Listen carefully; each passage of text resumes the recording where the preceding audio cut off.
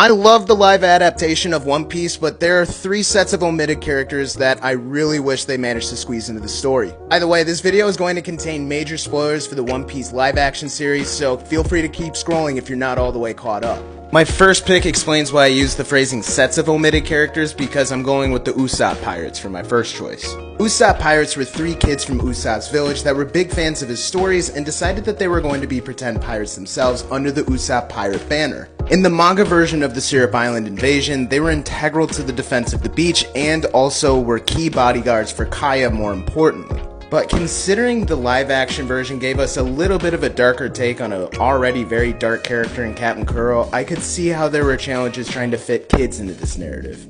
Now this is when I understand a lot less with Johnny and Yosako, because I do feel like there was still an opportunity to fit these two into the narrative. I just felt like there was an opportunity to potentially squeeze them in with some of Zoro's flashbacks, or even being members of his home village, for example.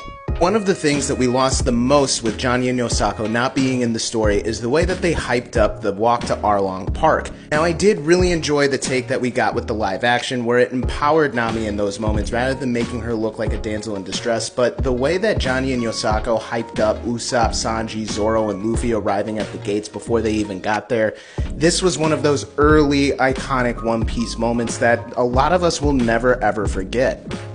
But this last omission was an absolute crime against humanity, with the fact that we didn't get a live action version of Chocho.